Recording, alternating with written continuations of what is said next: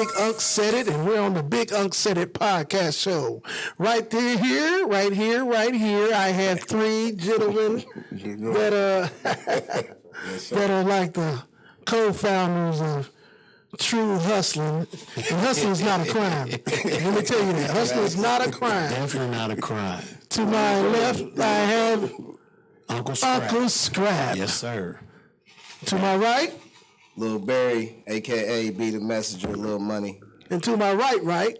You know what it is, solid AK. You know what it is, Yatti The Godbodi. That's right. Yeah. And together we're a conglomerate, so we're the congressmen. Not yes men, but congressmen. Hey, what's going on, fellas? Man, I can't call it, man. Glad to be here. Yes, on this lovely day. Bigunksaidit. You know what I'm saying? I'm so glad. It turned out to be all right. Because what we had was a show where it was going to be me and my brother, Godbodi. Yeah. But then he said, hey, I got a surprise. So I'm in the parking lot, and I hear, Dad, I'm like, what? And guess who the surprise? Yes, sir. Naptown's favorite uncle. Yeah. Favorite uncle. Uncle Scrapp. Big OG. Say one of them. You one of the favorites, too. That's Okay. Well, we brothers, so, you know. We brothers, so we everybody. Put in the man around this city. Yeah. For sure. And like I said, we got Lil Bari, man. Bari, man. Good brother right here. N.A.P. Rest in peace, Keylo G. Yes, One of N.A.P's finest. That's right. Say that. And we got Yatti The Godbodi, baby. Man, you know what? It's an honor to be here rocking with you right now. Yeah, man. You know why? Because it's a long time coming. Oh, yeah, they're very much so. I've been watching you, man, and I'm pleased that you got us on here, bro. Oh, man, I appreciate that. Big Dog in the city, man. He rotates with everybody in the city. If you don't know him, you should know him. And if you're looking to learn to know somebody, connect you somebody you need to know. Gratitude. These guys, you know what? What's that? You know I hit N.A.P. City, and you know I'm gonna show me stay dirty South boy. Yeah. I hit Indianapolis in the 90s, early 92, and they had it locked, man. They had it locked, and I had to. How did they have it locked, my brother? How did they have it locked? No. So we can't talk about everything. Let's talk about certain. This right here. Allegedly. But that's the word, baby. I done watched too many podcasts not to know. Allegedly, they say, and you know what they say. If you was there, you're there. And if you wasn't, you wasn't. Okay, yeah. But allegedly, they say. These boys had the city of N.A.P. locked down, man. They say east, west, north, and south. Which they did. And they had the label where they say House of Villains, I think, right? Yes, it was. They said they had, allegedly, they said they had Bloods, Crips, Vice Lords, and GDs. They did. All under one roof. Yeah. And they called it House of Villains. Now, how they do that, This was before West Side Connect, before Nipsey, before Big U, before WAC 100. This was before This is what I'm trying to tell you. Matter of fact. And shout out to my Cali people. Well, I said out there, what's this like? Big Mo. Inglewood family. Yeah. That's what too. Inglewood family blood. Salute to Cali too, man. I got Cali blood in me too. Oh, but you know what? That's why I say that's my big homie, man. Because when I was a little youngster out here trying to do it, you know, he was already talking with Russell Simmons. I'm on the phone. So we pull you up to where we at. Let's talk about Uncle Scrapp, who was the foundation, the CEO of House of Villain Records, and he produced, I say, really the first national rap group in the Midwest. But happened to be right here from Naptown, which ended up being N.A.P. Yeah. And we have one of the founding members right here. Yes, sir. Salute. Come on, man. Yeah. So this what we're gonna do. We're gonna take a quick little trip. Take it. We're gonna go back to the beginning real fast because a lot of people, I get that question all the time, man. They want to know how it got started, how we came about, how we did what we did. So to be totally honest with you, the real beginning of N.A.P. is right there. You know, for those of you that don't know that's watching, that's my little brother, blood brother. We got the same mama. That's my little brother.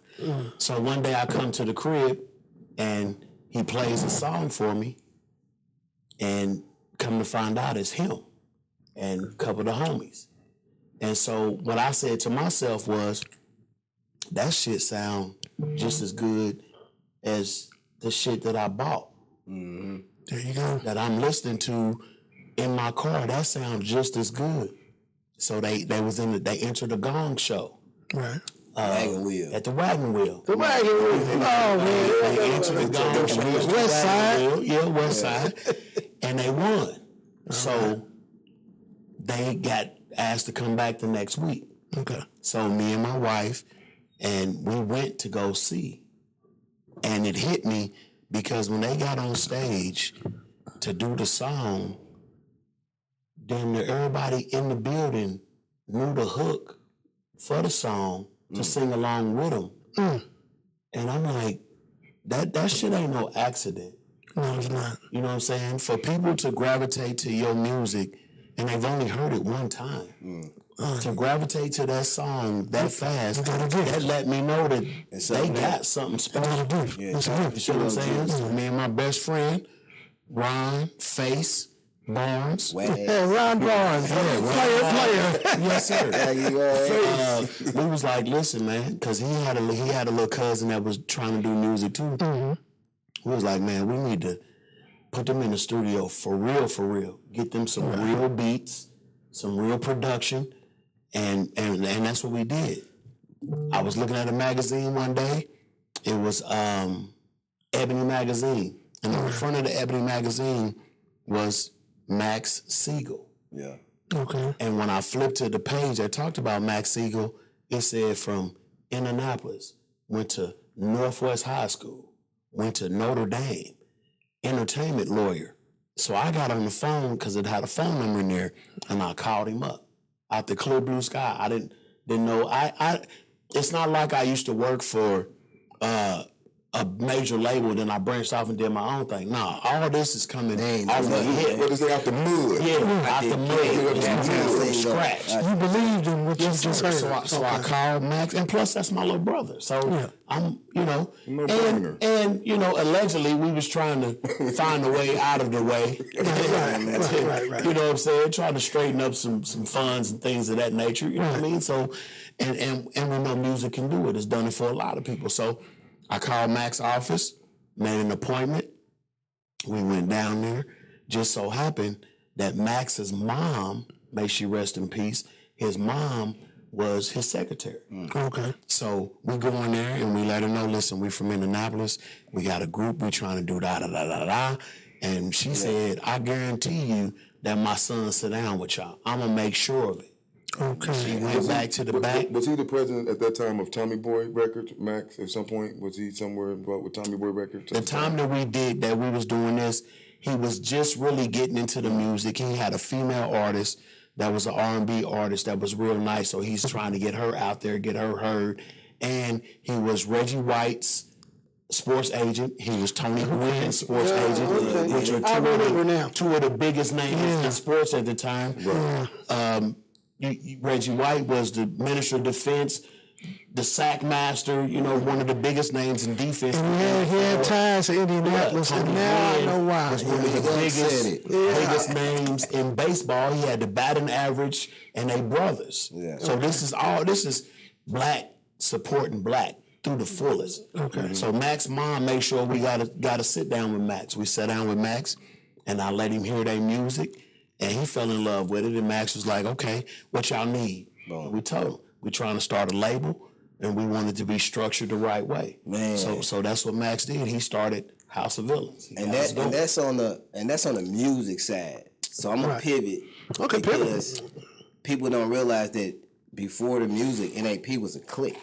So N.A.P. What is N.A.P. stand for? I'm gonna give you that. But N.A.P. started as 4 friends: me, Lil Damon, Big Blue, and rest in peace to Keylo G. Keylo G. Those 4 started in, I want to say, Lil Damon, he had an apartment in Brentwood. I think I just graduated high school. This was 92. This before the music really kicked in. We just was 4 guys used to hang out. We said, maybe N.A.P. So it was like, what's it stand for? Man, niggas ain't playing. You know what I'm saying? And that I didn't know what it was about. So this is the original N.A.P. So it was a clique before it became a rap group. So niggas ain't playing was the original. Okay. Never a player hater. Right. Niggas against police, and that's the crooked ones. Yeah. And niggas at the pussy. What about the paper? And Lil D, me and him, he went to Ripple. Yeah. And I got kicked out of Arlington, I went to Ripple. So Lil D, he was at Ripple, still Lil D. So when I've been knowing him, he used to go with the girlfriend I had sister. So I've been knowing Lil D all the time. I'm a pivot off Big right? Yeah, pivot. So now, they just let you know the history, man. At this time, these boys, the hottest boys in the city, thing going on. Right. I'm an artist, man. I'm from the Show Me State. Wherever I got to go, man, wherever I'm at, I got to get in with the finest of them. And this was the finest in the city. And for what I was trying to do as an artist of music, who could I? These the biggest boys in the city. And I'm telling you how make it real quick how I got next to him. So Scrapp always been a football coach. I always been involved in sports and stuff. Right. So I got a little trouble. I'm in the county jail. Right. And there was a guy named Face Bournes in the NX. RB. And I'm in the NX. So me and we in the jock up, you're rapping, and we in the back, we rapping, and I'm dialing this dude, and they said, "Man, you cold. I said, you know N.A.P? Yeah. Hey, the dude that mess with them that's behind them, he right over there. Oh yeah, where's he at? Now hold on. Now I know what you're saying is right. Because at this time when N.A.P was out, you had everybody that rapped want to be House of Villains. It was something they seen that was tangible, and everybody was like, "Man, I don't." And we was posted up on 38th and College, and right there down 38th Street, you see the big post of the big sign of the building. That's where the office was at. King is still there, right there. Yes, sir. And he said to me, so I went over there. I said, "Man, you woo." He said, "Well, but this is Ron. Ron had me rap right there in the county in front of his bunk. He's sitting up on the bunk eating a noodle. Let me eat. And he acting like he eating his noodle over there, he hear me, but I know I'm going off. When I got done, he said, but what's so crazy about it, my best friend since I came up here in 92, went to Creston and Warren Central, happened to be in the group, C-Rock.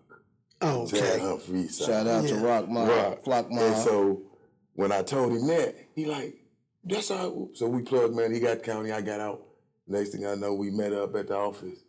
And so many things and so much history happened after that. But it's been beautiful, man. It's my family, man. Yeah. So, okay. So now, we got CEO. Right. We got Lil Bro on the mic. How did Blue and Keylo, I already know Lil D was there. So how did y'all meet? Okay. Yeah. So Lil Damon, obviously original member, but he never rapped, never touched a mic, never picked up a camera. We still to this day can't figure out why he didn't do something. Yeah, I know that. Lil Damon was like, I'm the ambassador, I'm just here. You know what I mean? Yeah. But Blue, let me see. Blue actually, me, Keylo, and Lil Damon had an apartment in Arbor Village. Right. And Blue had got shot. Right. I think he got shot in the hip leg somewhere. But took him to the hospital. After he got out the hospital, he basically moved in with us. From that day forward, we all was in Arbor Village, West Side hustling. You know what I mean? Shout out to Arbor Village, Tip Street people out there, West Side. You already know. But we were there doing our thing, and I think I went to school with Jimmy Bostic and Jason Bostic, which is C-Rock's brothers. So that's how we met Rock and Capone. Rock and Capone, shout out to the Flock Mob. They eat Far East Side, Flock Mob, 151 Flock. So he was telling me about his brother that rap. So one day I remember, if my memory serves me right, I smoke a lot, so it could be a little foggy. But that's what we go out east, and we sitting out there in the car listening to C-Rock and Capone's song. They had a song called Serial Killer. I got that song. Yeah, that's one of my favorite songs of all time. And I tell you right now,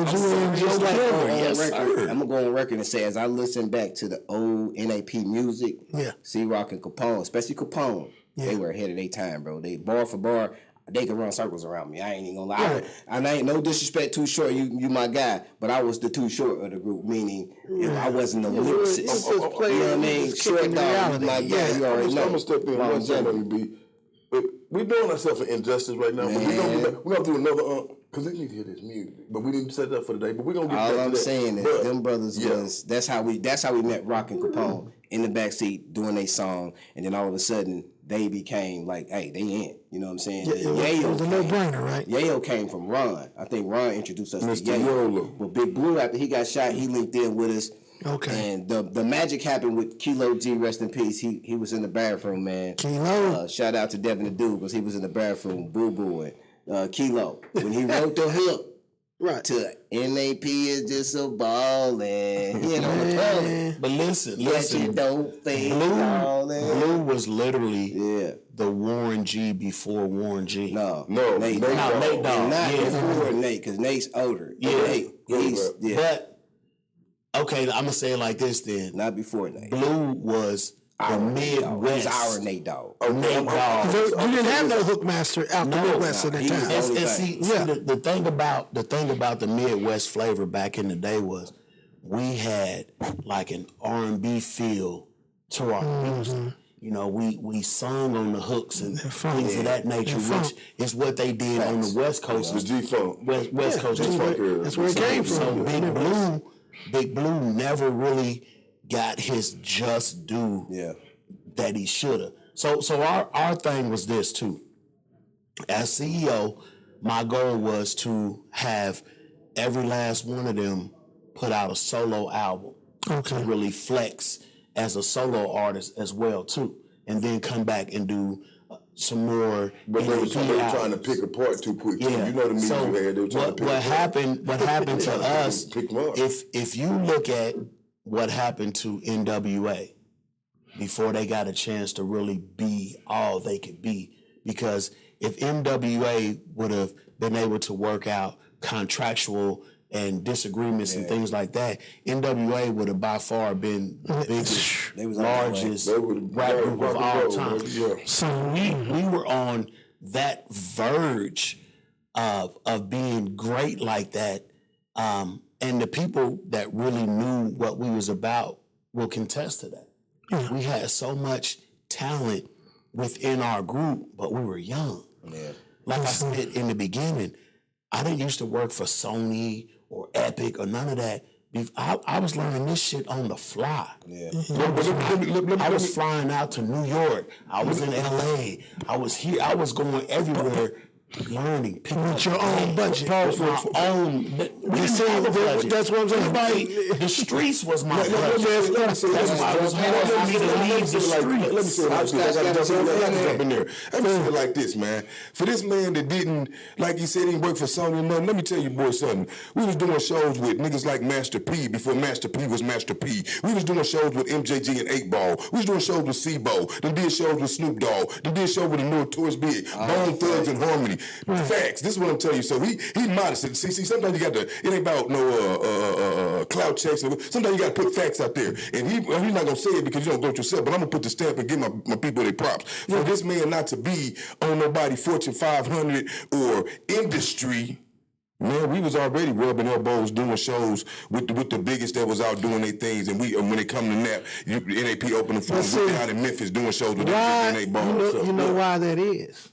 Because he had a blueprint that wasn't with the guidelines of standard. This is how you're gonna make how they want to do it. So therefore, if they let him in, that means he shows others how to be another Scrap, and that's taking out their pot. But guess what B said? You get what I'm saying? Guess what B said? Me and B was talking about this a few weeks ago. You know all the stuff that's going on with Diddy and stuff, right? Mm-hmm. So he was like, bro, if we would have actually got to that level back then, how you been? B said, we both. So he said, B. He said, bro, we either been. Because we was young.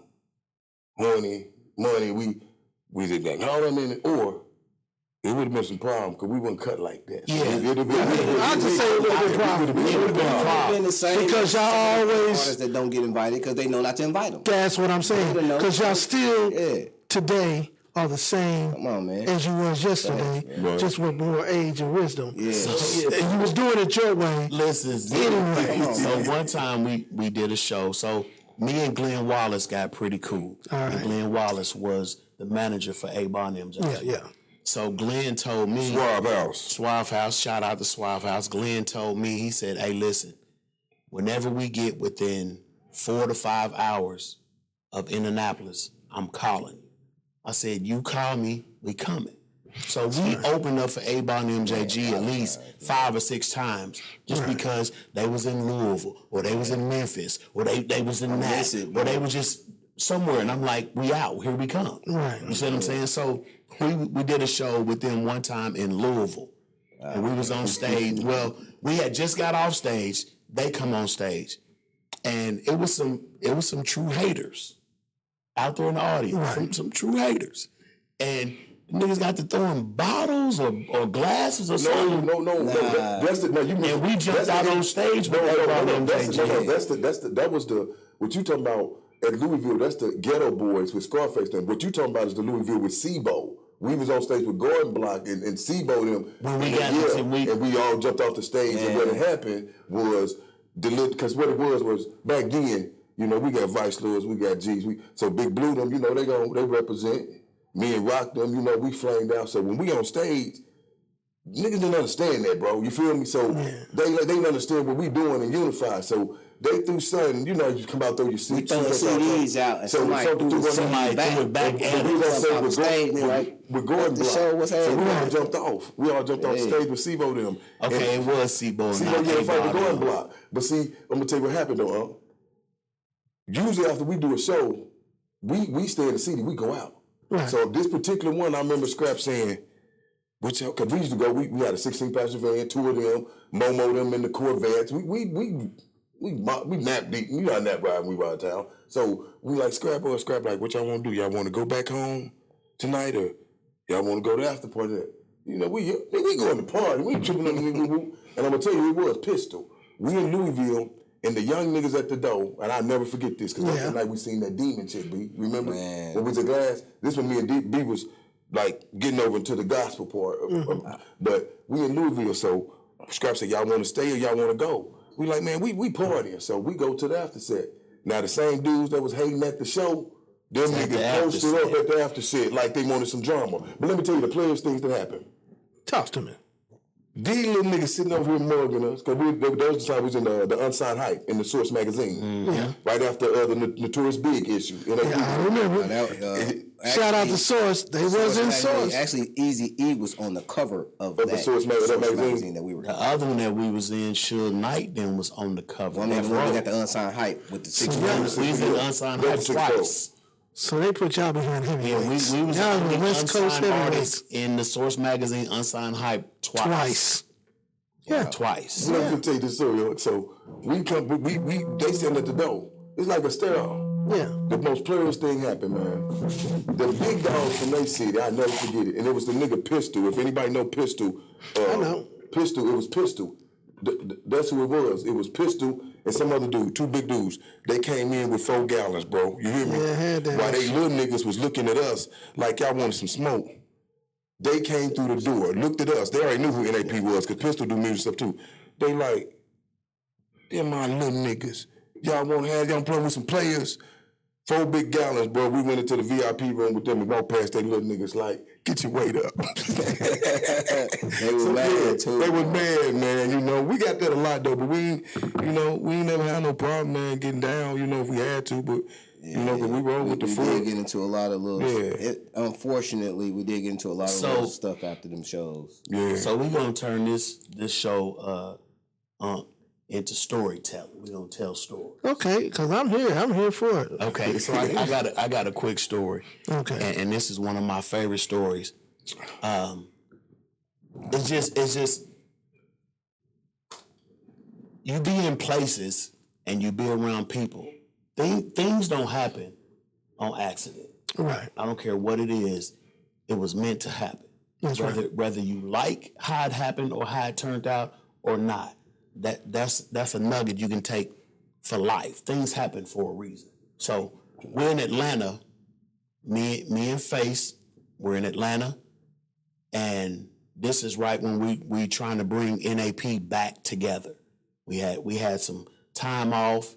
And we kind of separated a little bit, but we was like, man, we got to get it back together, get it back rolling, and make it happen.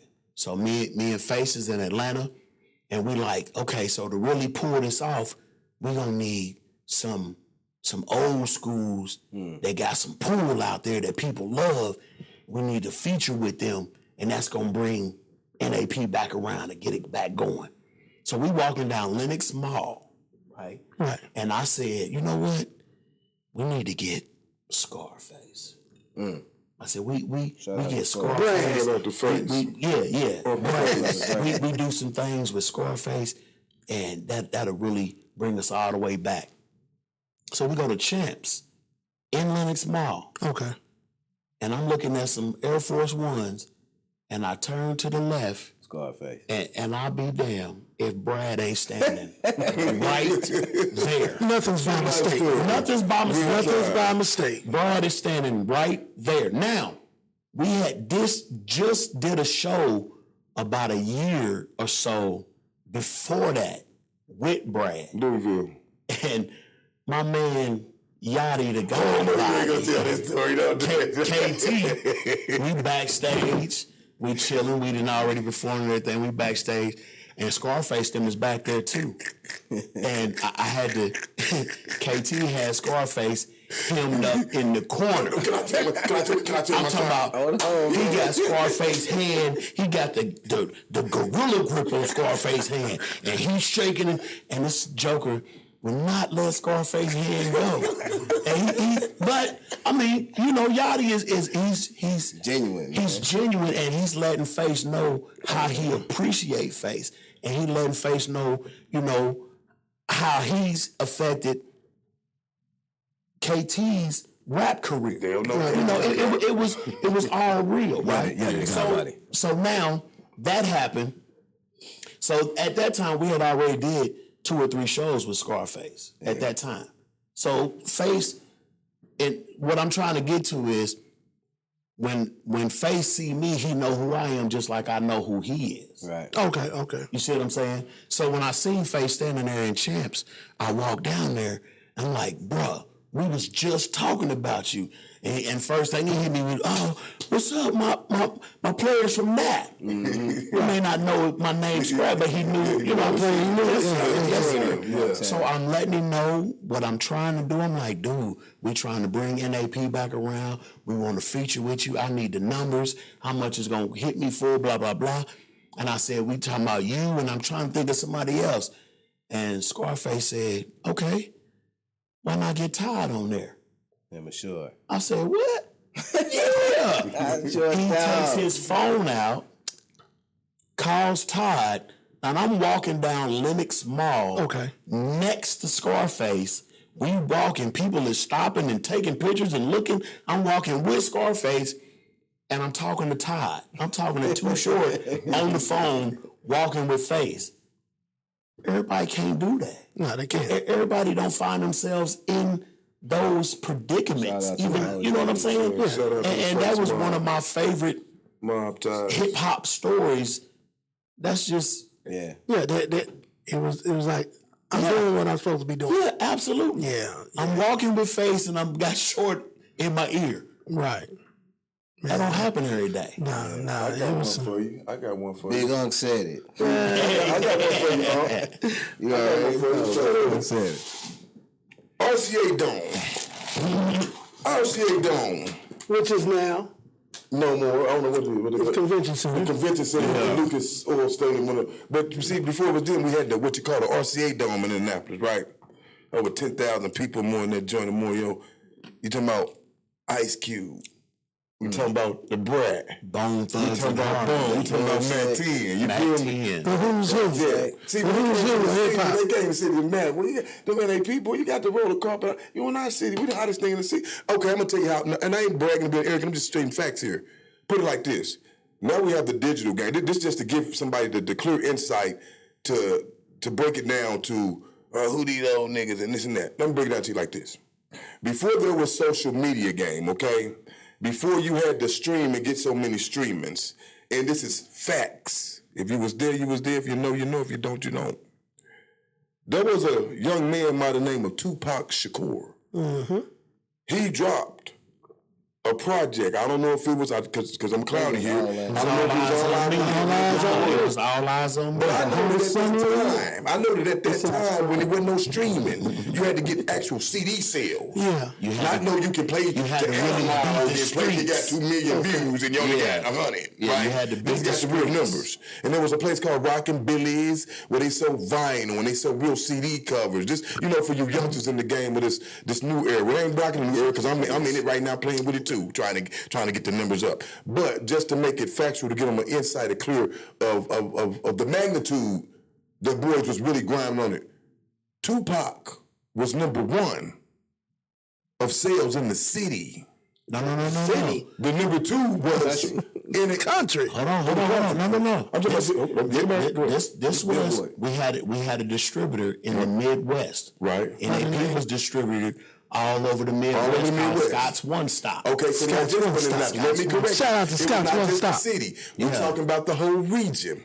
Yeah. I understand this, the effect that in the talent and have we, the squad, HOV, N.A.P, House of Villains, straight out the N.A.P City, Lil Bari, N.A.P, Big Blue, Yayo, Capone, Rock, rest in peace to brother Keylo G.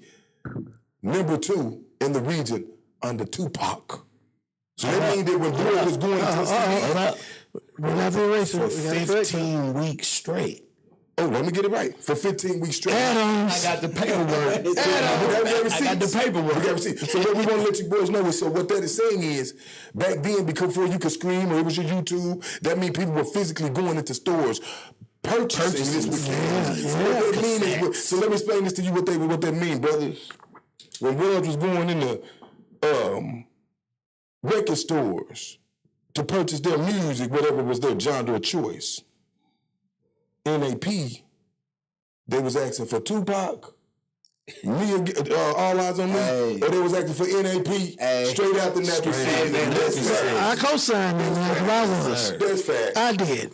As you say that though, man, rest in peace, Keylo. Adisa, my home. Homegirl, yeah. Yeah, salute to her, man. She was a good woman. She passed, way back. But that was my lady at the time. But she told me she was in love with 3 people. You know how females when they artists are. Yeah. Master P, Tupac, and Lil Money. Now, you gotta put the rest on that, though. And B, you said, because you broke that down to me way back. I was like, we repping for the city. Why niggas in the city? Well, we got to name and fight at the rink. And and B broke it down to me. He said, let me tell you something, brother. I'm gonna tell you, this is my warn. You mess with this one right here, but but then when he said it to me, bro was like, you gotta stand, son, KT.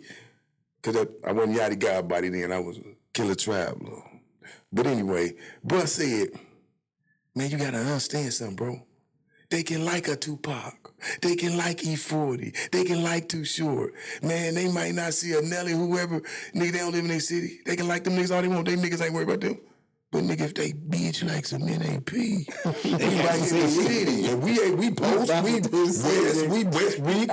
Hallville, we post. So they might run into you and she don't, and he like you too, because you from the city, but he can't let that be shown in front of his girl. Man, so we had that love hate. Okay. I got a question, but it's for each of y'all individually. Okay. Now, what was Keylo G to you? What did he mean to you? And how did it affect you when he passed? Keylo was like another one of my little brothers because of my little brother. He was one of the founders of N.A.P. So from a music standpoint, a business standpoint, he was extremely important to me and N.A.P. Keylo was like family. Yeah. I got a son by his aunt, so he's connected to me that way as well. And Keylo was real headstrong too. And then when his brothers moved out here from Cali. Shout out family and deal. Yeah, they're my guys too. But it kind of threw a little monkey wrench in some of the things that we was trying to do, and it was the beginning of the end. If I want to be blunt, I want you. It was the beginning of the end of N.A.P. The situation. Yeah. So I kind of had a little bitterness for a minute about what we could have been, but they caused a little turmoil it was the beginning of the turmoil. It wasn't the only turmoil, but it was the beginning. But that's why I wanted to hear it, because it was the beginning of the turmoil. Especially when you're dealing with individuals. And they got to remember too, like my big brother, that's his big brother. So he basically, they were being big. They were trying to look out for their little brother, but at the same time, it just it wasn't conducive to what N.A.P. what we were trying to do as a label. Yeah. Okay, you know what I'm saying? But shout out to them, man. They're my guys. So as people growing up, as people, we get older, we get wiser. Bygones be bygones. That's my family. And that's the death. You know what I mean? And so for Keylo to do his own thing and have his own music, I supported that as well. And then to know he was sick. Yeah. I didn't know he was as sick as he was because I didn't hang around him all day, every day. Yeah. I wasn't as close to Keylo as Lil Bari them was. You know what I'm saying? So to get a phone call that he's laying on his deathbed, you know, that kind of really hurt. And I went to go see him. I was one of the, I don't know, he passed shortly kind of after I seen him.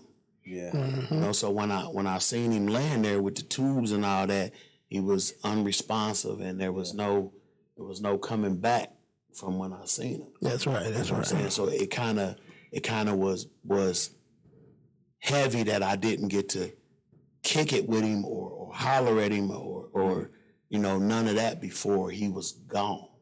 Shout out. So when it comes to giving people their flowers while they alive, I believe in that to the fullest. That's right. Because of, you know, losing people before you can really let them know how they felt. I mean, how you felt or what they meant to you and things of that nature. Big. Yeah. So, yeah. You know, so we got that one. Yeah. Now, to me, not being funny. Go ahead, bro. Yeah, you should go last. I think Bird should go last. Okay, well, don't do that then. Not trying to do that. No. Go ahead. We got to be honest, right? So with Keylo, with me and Keylo, that was my Vice Lord brother, first off. Right. You know, we Nation Business, that was a brother. That was one of my brothers. Musically wise, you know, me and Keylo rapport actually came through Barry. Right. Then outside of us being Nation, you know, but I was never as close. Allegedly. What? But I remember when I could speak, this is honest, I really started appreciating Keylo's skills after, because I thought out of the group that bro couldn't really go. But we wasn't close. But in one incident happened, I thank God, and this is before he had passed. So they had regrouped and they were dropping that Living Legend. Before Our Time album. Mm-hmm. And now I've been these brothers on a lot of scenes, behind the scenes stuff. Everybody don't even know anything, but Scrapp know. I've been with the family, you feel me? Mm-hmm. And it wasn't always about me. It was about how can we help the family. Scrapp know I'm a team player. So, but I really wanted this project. I said it's been too long. We got to do some more. I done stuff with everybody else individually, C-Rock, me and Barry, but me having the whole squad as N.A.P. on a thing we hadn't done. So we did this cut called Friend of Me. And they said, Keylo said, I don't know, something that he said about it, but it wasn't looking good about making the cut. So I felt like it wasn't looking good about making the cut. Yeah, so we all family and we all passionate about this music. Hold up, man, look, I've been down 25 some years. I got to be on one cut or something, you know. And so I remember they had a session. And I was going up to the session to talk about it, not knowing they had already discussed. Right. The son gonna make the cut. I pull up to the spot. They in the studio session. I ain't going in. I'm gonna be respectful of the session, but when this nigga come out, we got to talk. Keylo come out, bro. He look at me. I look at him. Follow me to the house. Oh, I'm following you. When I get to the house, I got something to say to you. We pull up. He goes in the house. Don't say nothing to me, Steve. We got the car. I'm standing on the front porch. We ain't got no drama. We brothers. We finna talk. Ain't no. Right. But I'm finna curse your ass out. Tell you how I feel. Man, this little nigga come out. Sack of weed that big. next time, just come talk to me. You ain't got time to book my damn blood pressures up. That's him, though. You piece of... Nah, let me notice his word. You piece of shit. Yeah, that's his word. That's his word. That's his word. Yeah. So he was my vice to a brother. He was a label mate. He was Keylo G, man. And rest in peace to him, man. Solid guy, man. What I say on that verse, he hustled to his death day. He was the true epitome of Ball T File. There it is. You know. Yeah. There it is. Yes, sir. Our brother, rest in peace. Man. Yes. Yeah. June 22nd, 2018. All day. Never forget it, bro. Never forget it. For me, man, Keylo, he was really he put a mic in my hand, bro. Like, this dude put a mic in my hand, bro. Yeah. I ain't never really thought about it. All this time, like, it's been going on with life. Like, you don't really think about the stuff till it hits you. We try to push it. I know. We try to keep it out of our... But, like, one thing Keylo G has always been, not only for me, but he's been a link. You know, he's linked us with you. He's linked us with MRC. He's linked us with... The South Side, you know what I'm saying? The white brothers out south, you know. Yeah. Keylo G was like one of the people that everybody knew Keylo G, bro. Yeah. Like, you know, even Stop Beef from Radio, I didn't go up there till, you know, Keylo G linked us up with, you know, with Mike Trees, rest in peace to Mike Trees, you know, and the DJs up there. Yeah. But Keylo was an animated individual who always had the, you know, his energy was up until it wasn't. And like for me, you know, being he was original member of N.A.P, we founded it together. Lil Dame is my best friend, and that was his cousin. That's how we met. And so it's like, for us to create what we created and build on what we built on, I really wish he could have made it through to the N.A.P City Heavyweight album. You know, but everything happens for a reason. I wouldn't change a day of it because, like Scrapp said, you know, he went on to do his own thing. And Scrapp said he supported it, which is true, but even the diss songs that Keylo diss my brother. And I'll support it, you know what I'm saying? Because it's Keylo, it's family, you know what I mean? And Big Blue singing on the hook. You know what I mean? But that's family. Tell me this. Tell me that. Sign your name on the dotted line. See, but I ain't fucking with your contract. I paid the rent to pay a pocket. See, I know all these stories. You know it all. So that's why I'm here to bring it out. I ain't never heard it, never really realized it. No, I ain't paying no attention. But that's the authentic, original person, man. Keylo song was the one he talking about swimming with the sharks. Yeah. Way down here. But this song, come on. This song on Juvie. I was there with you. I'm in the studio about that, man. I'm in the studio with him, man. Yeah. My brother, when he got sick, bro. Yeah. And that's the thing. I left the group, man. I went gospel. He was sick when he did that. Yeah, he was 317, baby. He wasn't going to tolerate nobody. How we even got that last album, man? Keylo, we used to talk a lot. I left the group when Solo went gospel, Be the Messenger. You know, I love that part of my life, that journey I was on. But we used to talk a lot. And Keylo was like, bro, we need to finish what we started. And I was like, what you talking about, bro? He said, we need to finish what we started. We need to come out together for one more album, bro. I always looked at N.A.P like Voltron, bro. Bar for bar, man for man, member for member, man. There's really nobody that can fuck with us. And I ain't tooting no horns, none of that shit. Shout out to every artist from the city, every artist anywhere. But I promise you, he was Wizards. I was Wu-Tang. I'm trying to tell you. I've seen it. Any real DJ who wants to take this challenge, I want you to get with me, get all our music from the eras that our music was in. Compare it to the top 10 artists of that era and tell me N.A.P couldn't have stood toe-to-toe with anybody. He said that from the very beginning. I listened to what was going on, and then I heard y'all. And he was right in the mix. Right there. So to this day, like, you know, thank God we're still here to do this, and we have the platforms now to do this. Yes. I'm going to be working on, I'm going to get with you too, Big Unc. Y'all heard it right now. I'm saying it right now. I'm getting with Big Unc to work on this. A documentary, you know what I'm saying, about from the beginning to where we are today, not just about music, about life. Because we want to talk about a lot of different things tonight, and of course we run out of time. We're gonna come back because I want to talk about life. You know what I mean? And then we're gonna come back and listen to music too. I just logged on 20 more minutes. For sure. So we got. But But the whole thing is like, we got a lot of stuff that is comparable and beyond, you know, where we should have been going. The trajectory where we was at, and I'm cool with not being where other people are. I really am. It's not about, man, I'm hating. No, I don't want to be in Diddy's shoes at this point. But can I say something? You know what I'm saying? Can I say something to you, bro? To keep it real, you know, because I'm a outsider, insider, outsider, okay? But you want to look at House of Villains, you want to look at Keep It Real, you want to look at Monkey Boy, you want the bottom line, you know, and I've been a part of rubbing elbows with everybody through the city. Salute to those. Everybody. It seemed like, and I don't know, maybe I'm going to just expect you to for yourself. You know what happened with us. We ain't going to know the history. Go back, look at the front of the Indianapolis News, SAR paper, you will know what it was. Same thing. Everybody know what it was with Mo. Everybody know what it was with Monkey Boy. It seemed like, and this is for every artist here, when we get to the point where we actually finna catapult, it seemed like these white people here, no, we don't need no cube here. We don't need having the bread like that. Hold on, KT. That's what I feel.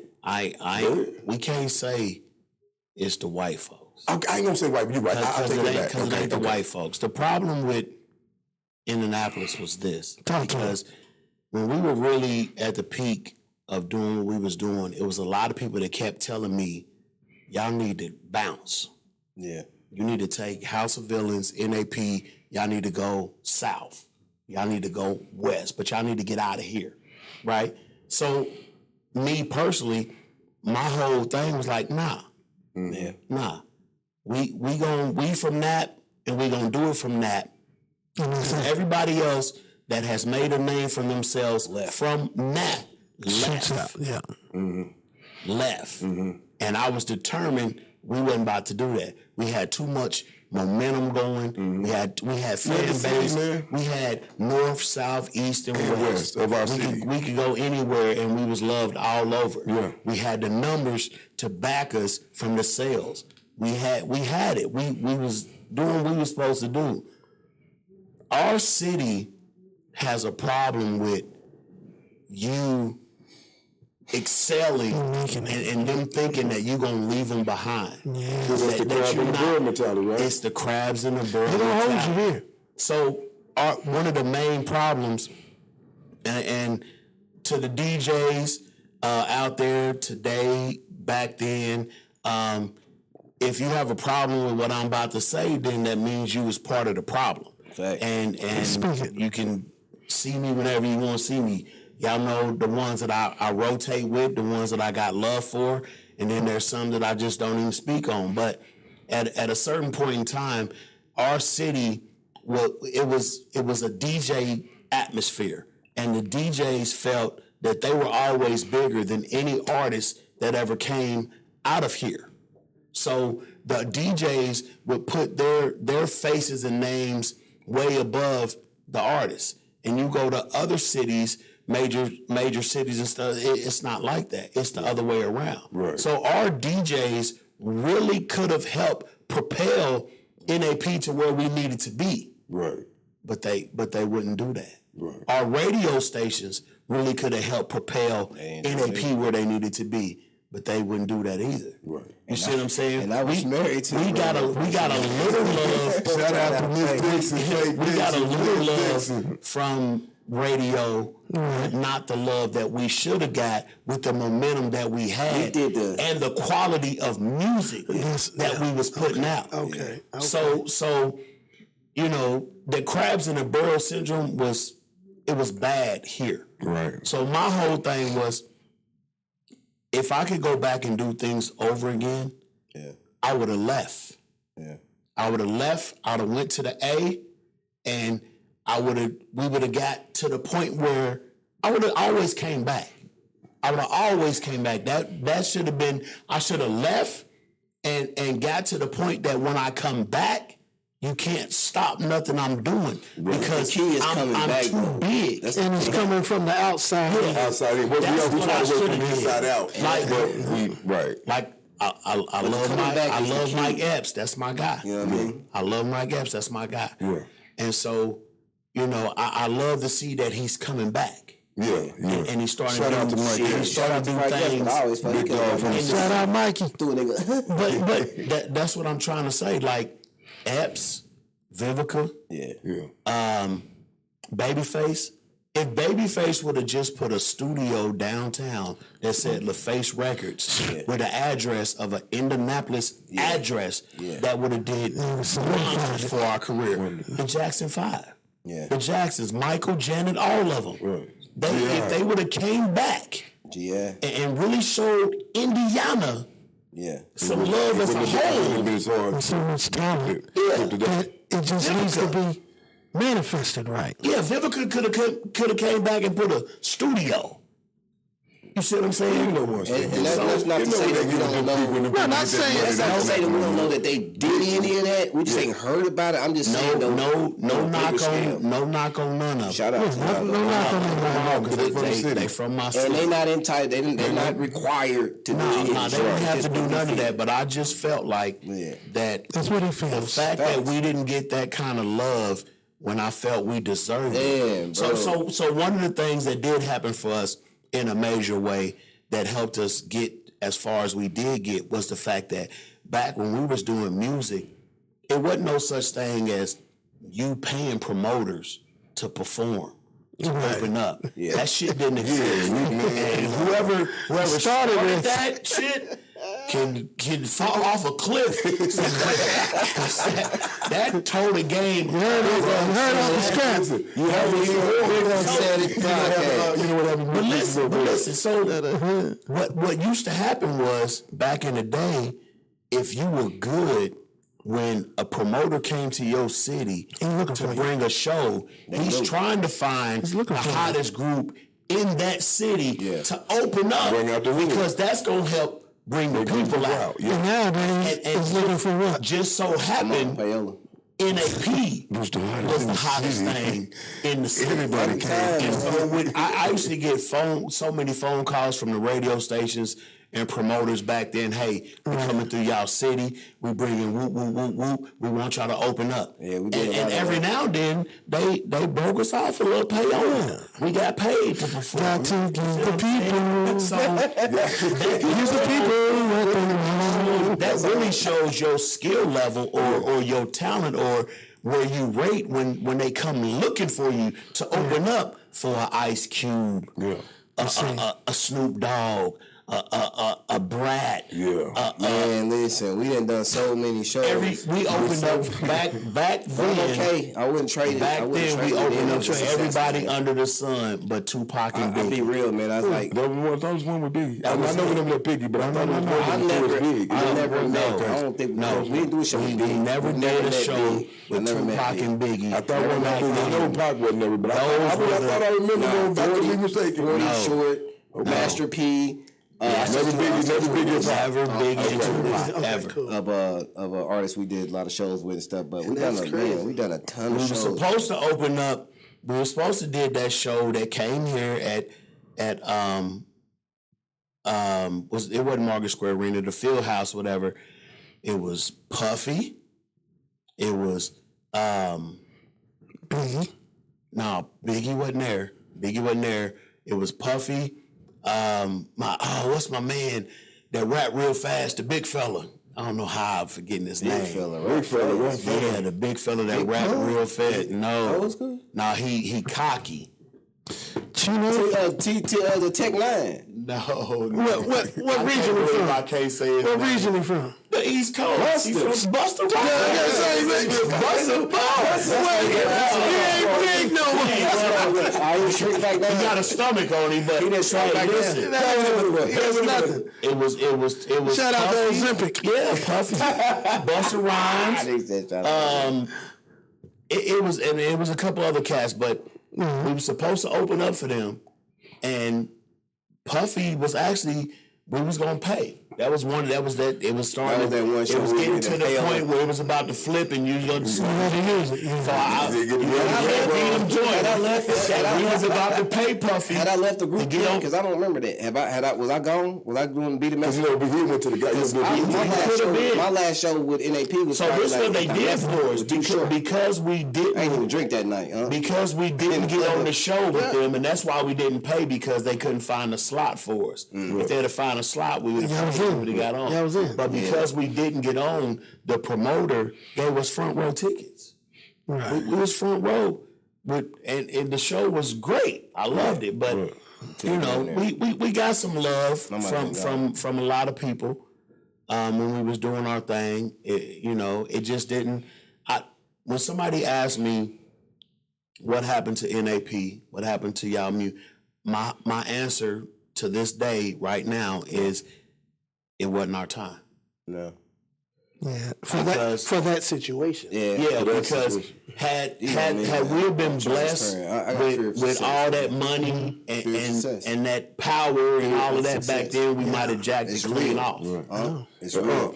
Well, I'm gonna say this to this, and this just how I feel. Okay, we got like 10, so I'm about 2 minutes. So with that 2 minutes, I want you to let them know what you got planned. All right. Before I say that, I got 2 minutes right. First of all, I put the bank on it. It's only, right now, nobody in the industry sounds like Nate Dogg. I got a homie right here in Indianapolis that matched Nate Dogg, and it's only two. Nate Dogg and Big Blue. Big Blue. You can't. It's my brother. Blue is the only Nate Dogg. Can I tell the story real quick? Yeah, I could do that. Yeah, I'm a country boy. Yeah. So I've been riding with these boys for a long time. This is my family. But we had a show to do in Memphis with MJDNA ball. And back then I was a youngster. This story time, right? I used to wear them finger waves. Playing back again with the finger waves in my hair. Man, them jokers Joan on me, big extra all the way to Memphis. As they should. You hear me? They Joan on me, I said, that's what I told them. I said, that's okay. That's okay. Because as soon as you get to Memphis where I'm going, where I'm done my part, you're going to see a lot of niggas look just like me. And it was. But across the border. Thank you for having my people here. But you already know, we still in the music right here and doing it. Yatti The Godbodi. I got the So you got a new project coming out? Yes, sir. Respect All, Fear None. You know what I mean? Respect All, Fear None. Thanks to my brother here with my title. Thanks to Big Papa. Shout out my pops, man. Rest in peace. Put 16 tracks on that thing. It'll be fully loaded up by March. I got 2 videos coming out next month. You know what I mean? Give It To Me. And what's that other one? When I Step. When I Step, man, it's going to be nice. When I'm just talking my shit, I'm having fun with it. I ain't, what come, what don't, and we just going to live it and do it. Flow, what they don't know, let them know. Hey, so where can they find you? Man, you can find me. I'm all over social media, man. Whether it be Facebook, Twitter. Ain't nobody on Twitter. It's X. Just say X. It's easier to say. It's easier to say. How you email us all? I ain't been more in technology. I got to have my son over there. They born into it. But yeah, we still with it, man. We gonna do the documentary on, Godbodi, and of course, my House of Villains, N.A.P. family. They're gonna be a part of the documentary because they're a major part of my journey along this. Lost my leg a few years back. Matter of fact, so we can play. Tell them about your 2025. See, this is a 2025 Robo. Yeah, you see what I'm saying? Prosthetic. This got prosthetics, man. This got computer chips in the hydraulic, but I got a special feature of it. It's called kick ass. Yeah, and it's a button, right? You hit the AI button, you'll see a leg. Kick a nigga in his ass, man. I'm telling you that now. Hey, don't grab the wrong leg. Don't grab the wrong leg, man. Every see I got one leg, nigga, you grab the wrong one. Okay, shout out to Yatti The Godbodi. Keep your ass off of Steve. Steve Wilco. Yeah, keep your ass off Steve. Anyway, Steve paid me. No. That's it. We gotta come back. What you got? I really don't have anything that I'm about to drop, but I am coming put this plot. I'm gonna put this documentary together. It's called The Journey. Originally was gonna be a Be the Messenger situation because it's 2025, and even though my brothers are my brothers, I can't necessarily, decide what they're gonna do with their time. So I would love for them to participate. You know your path. Yeah, you know what I mean? But I'm only in control of me. So even though if I do to be the messenger of the journey, N.A.P. is still part of the journey. So they're going to already be a part of it anyway. So that's the route I might take because I want to be, make sure I got full control. Make sure I can get it done, be on time. I know, because we've been talking about this, Doc. I ain't going to say nothing. I'm going to hit them too. We've been talking about this documentary for a minute. But that's it. I like that. Yeah. And we got it right here on Bigunksaidit. So I can always go back and say, man, I ain't said it. Yeah, you did right here. There it is. But it wasn't time. One time. But the timing is now, you know what I mean? I appreciate this platform, man. Hey, Bigunksaidit, man. Y'all tune in, check him out. But y'all can see me, Lil Bari, on Instagram, Facebook. My government name, I ain't tripping. I ain't out here moving reckless, so you can look my government name up, yes, sir. Mr. Jones. Yep, that's it. Okay. That's it, man. You'll see me. And shout out to the House of Dames, man. Most comfortable gear out there, man. Hey. Get you a puppy if you want music, baby. That music ain't coming yet. That's my cousin, too, man. That's Muncie's cousin. So, OG shout out Muncie, man. Rest in peace, Muncie. Rest in peace to the OG. Rest in peace, Pebbles. Yeah. But, man, the most comfortable gear out there right now, man. House of Dames, LLC.com. Check them out. That's love. That's love. Yeah. Scrap. Well, what I got going on? So, what I got going on, man? Yeah, I know what you got going on. Well, the money. I've speaking into existence. I've got into this movement, man, to where, and once I get it all figured out, then I'll start sharing it with people. Thanks. There's a lot of things out here going on in life that we're unaware of, and it's not just a black or a white thing. It's a if you know or you don't know thing. An existing thing. Right. So once I learned how to maneuver in this space to where, to make a long story short, I'm just gonna say this little piece and I'm gonna let it go. We're supposed to be paying our bills with our bills. Exactly. With interest. You're supposed to be controlling the principal and using the interest from the principal to pay your bills. Financial literature. But what we don't know, we don't know. Right. You see what I'm saying? Exactly. And so I'm on this journey of learning this information and figuring out how to live on the private side. Right. And once I can do that, it'll open up a lot of doors. Financially, I'll be able to do a lot of things that I've always wanted. 40 acres in a nutshell. I'll be able to do a lot of things that I want to do, and I can help a whole lot of people do other things. But I can't share. It's hard for me to try to share the information with people until I see it myself. I share it in my home. That right there got some thinking. And that right there gets you another spot back up on the Bigunksaidit Podcast. It's good to me because I'm going to come back and share it with you. But and because we weren't just talking about it. We was talking about a little venture. And I like that. Yes, we can't give them too much. Well, I'm gonna give them a little glance of it. Give them a glance. The picture that I said that y'all talking about. I got a cigar movement, and you can look it up. We can find us on Facebook. It's called Naptown Smoke. Grown Folk Shit 317, and we're gonna do a cigar podcast. That's right. You know what I'm saying? We can sit back and smoke cigars and sip some yak. And talk some of that grown folk shit. And show them the proper way to smoke a cigar and the right ones to smoke. And get the right ones in portions. You know the Scrapp the one taught me, right? Yeah, I don't know. He said you don't inhale it. No, you don't. Choke. You taste. You inhale that mother, it'll be the last time you inhale that mother. So I'll be over in Dominican Republic a lot. Boca Chica. Okay. So I'll catch them out there. You rolling them fresh and I'm sitting right there. Look, my man got my keys, but I got the cutter on there, and I just, you know what I'm saying? You gotta have your equipment. I rise with my equipment. I got my bag in the car. Come on, with man. 2 freshmen in the car right now. Matter of fact, the last time we hooked up, we was outside smoking. Yes, sir. Shout out to Block. Yeah, shout out to the Block Bistro Grill. Yeah, TA, Marcus. Yeah. Hold on, that's Mr. Can you do it?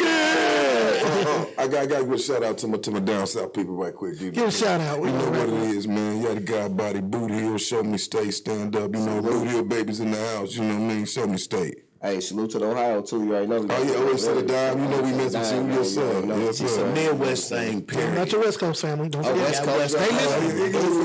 Marathon. I got my people out there, red team, blue team, all that, all good. Major workout. Shout out to my relative. You know what to do. Oh man, just love. Don't forget your sports people. Oh yeah. I got my sports organization called Guts. Growing up through sports, Team Guts.